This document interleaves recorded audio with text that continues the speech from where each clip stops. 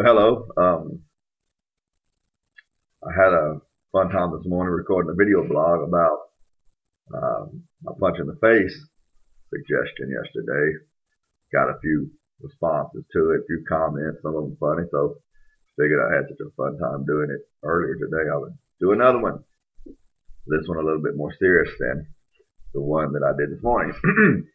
Over the last few days, I've had a lot of conversations with different people, friends of mine in Mississippi, who are really concerned about the Amendment 26 that's coming up, which is, even though Deidre and I live in Alabama, in Mobile, it's still a issue that's still very near and dear to our hearts because the pro-life cause is very near and dear to our hearts.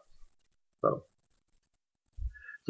she and I both had several conversations with people in person and through social media like Facebook that have really caused a significant amount of emotional stress for the both of us, as I'm sure it's caused a lot of emotional stress for other people who are having conversations about it, other people that live on both sides of the issue that come down for or against, because it is a very sensitive, very near and dear issue. Statistic that I heard a few days ago is that something like 35% of women childbearing age today have had an abortion. That's like over a third of the women childbearing age have had an abortion, an elective abortion. That's not counting things like ectopic pregnancies and spontaneous abortions like miscarriage and those sorts of things. I'm talking about 1/3 of all women have had an abortion, a little more than a third, actually. But so it's something that touches all of us. It's something that's very important to us, regardless of what side of the issue we might come down on. But I've probably had a dozen conversations with people over the last couple of days about it. And of those people that come down on the no side of the issue, they all seem to have the same objections. They're concerned about a woman's access to in vitro fertilization. There's 3 or 4 different things that they all bring up. In vitro fertilization is one of them. It's got to be a terrible thing to have an issue, have a problem conceiving children. That's not a problem that Deidre and I have ever had because, well, she's a fertile little turtle, I'm telling you. My mother used to say that if Deidre had more trouble having babies, that she probably wouldn't have as many because Deidre just, that's her thing, She's like the Venus and Serena Williams of childbearing. I mean, she's pretty accomplished at it. She's a regular virtuoso, and which I did not know when we started dating, but she is. But anyway, so we don't have fertility problems. We have problems with other words to start with F. Don't go crazy. I'm not talking about that word. I'm talking about financial problems. Yeah, things like that. But fertility, nah, we can have them. Feeding them is a different story, but we can have them. But anyway, so I can't imagine the pain and hardship that a woman must go through who has problems conceiving. So the last thing that I'll do is sit here in front of this camera or write things on Facebook that will attack women who have had in vitro fertilization or who plan on having in vitro fertilization or who have, fertilized eggs or whatever in freezer somewhere. I'm not here to try to put them down. I'm not here to try to take anything away from them. And I mean, the truth is, as I believe it, that the Personhood Amendment will not affect in vitro fertilization. I don't think that it will. It might. I don't know. I'm not a lawyer. I'm not a doctor. I'm not a fortune teller. But my understanding, how it's been explained to me, is that since that it won't affect in vitro fertilization. Birth control access, the pill. Since the pill sometimes allows an egg to be fertilized and then it just simply is passed off, then that could be conceived as an abortifacient that And if that fertilized egg is a person, then that woman could be guilty of killing a person, and therefore access to birth control would be limited. IUDs, stuff like that. That's another objection that I've heard to, from it. But again, like the in vitro fertilization, my understanding is that that's not going to happen because birth control was legal prior to Roe v. Wade and legalized abortion, and so it will be legal afterwards. Do I know for a fact that it will be legal afterwards? Of course not. No one knows that it will for a fact because we can't tell the future. No one can tell you for a fact that it won't be because no one can tell the future. But we can look at different logical things and try to figure out, predict things as best we can guess it. And best guess, what I can tell is that it will still be just as legal. But even though I believe that it'll be just as legal to have birth control and to have in vitro fertilization and all these sorts of things, just for the sake of argument and making a point that I want to make before I run out of time here on my little video, I'll say, just for argument's sake, that maybe IVF and birth control will be completely illegal, and that women won't be able to get birth control, and women won't be able to get in vitro fertilizations. And that would be a bad thing for some people. It really would be. But then my question is, what about the 40 million babies that have been killed since Roe v. Wade? Because, again, I'm not trying to beat up on anyone.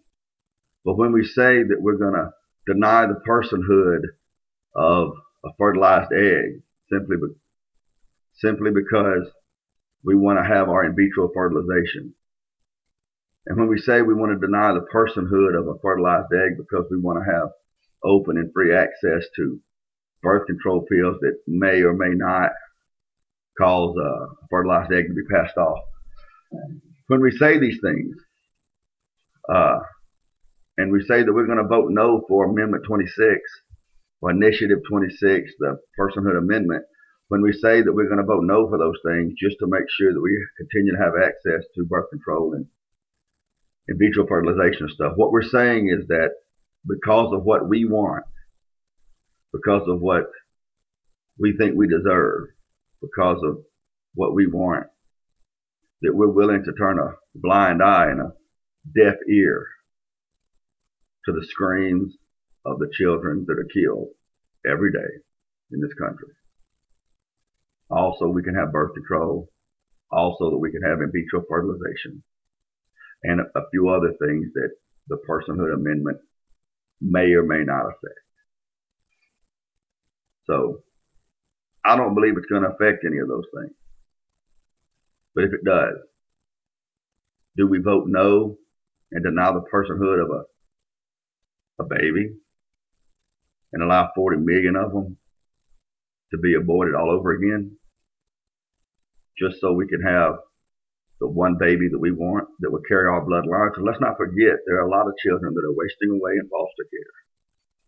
They're wasting away in foster care. They turn 18 years old, and more often than not, when they turn 18 years old, they do what's called aging out, which means they turn 18 years old and the state money going to the foster parents run out, and those children are shown to the door, and they're put out on the street with no family, no support system to look to. So there are a lot of children to be adopted. So when we vote no on the initiative, the amendment, on Initiative 26, when we vote no on it, just so that we can have not just a child to raise and love and to train up in the fear and admonition of the Lord and to pass on a heritage and a legacy to, but so that we can have one that shares our bloodline, so that we can have one that's really a child of ours and not just an adopted one. My stepdad that raised me, he was adopted. Jesus was adopted. But when we say that having an adopted child is not good enough because we want to have that fertilized, that IVF, that genetic bloodline child, we're saying that in order for us to get exactly what we want, that we're willing to accept or condone or overlook or turn a blind eye to the killing of 40 million people since Roe v. Wade, and another 40 million probably over the next 40 years.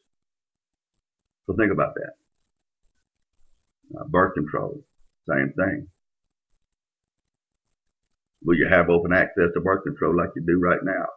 I think you will, but you may not.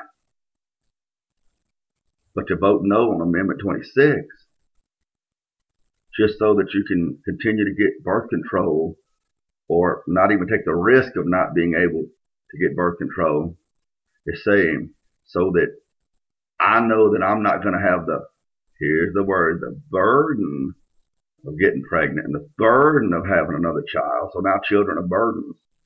They're not blessings now, they're burdens. So that I don't have the burden of getting pregnant, having a child. So I can access the pill and the IUD and the whatever else. So that I can have my life the way I want it. Then I'm going to overlook, condone the killing of 40 million people. I mean, that's really what we're saying. Because I've only had one person out of the probably dozen, maybe 18 people I've talked to about this amendment over the last 2 or 3 days. I've had one person tell me that they didn't believe that it was a person. I had one person pull out the old, it's not even a human being, it's just a blob of cells line on me. No one else that I talked to. Many of them friends of mine I know, some of them friends of those friends. But I haven't had the first one of them try to tell me that they didn't believe that fertilized egg was a person. Some of them outright admitted that it was a person. And they would say things like, well, I don't believe in abortion. I think it's wrong. But what about in vitro? What about birth control pills? What about IUDs? What about my convenience that I want to keep from getting pregnant? Or what about the thing that I want called a genetically related child? That's what I want. And if it's going to impede what I want, then even though I don't support abortion, I'll just look the other way. While the American Holocaust continues and 40 million babies are sucked into a sink, thrown into a dumpster, so that I can have my life the way I want it. And believe me, I'm not trying to belittle infertile couples or women who use birth control pills or any of that sort of stuff. I'm just saying that when you boil it down to what we really mean, when we stop lying to ourselves and wording things in compassionate ways or sympathetic, empathetic language, well, I'm not really for abortion, but, and all of that sort of stuff. And we boil it down to really, really, really what's in our heart. The bottom line of it, when you boil it down to what we really mean, then what we really mean is, I want what I want, when I want it, for as long as I want it, as much as I want it. And if it means that there's a chance, which is a definite chance, that the door will be left open for 40 million people to be killed before they can even defend themselves, innocent people can be killed, then that's the chance I'll take so I can get what I want. When you vote no on 26 because of IVF, birth control, all those sorts of things, then that's what you're saying. And if that's the situation that Mississippi is in right now, or this country is in right now, then I don't know what to say. God help us all. Thank you.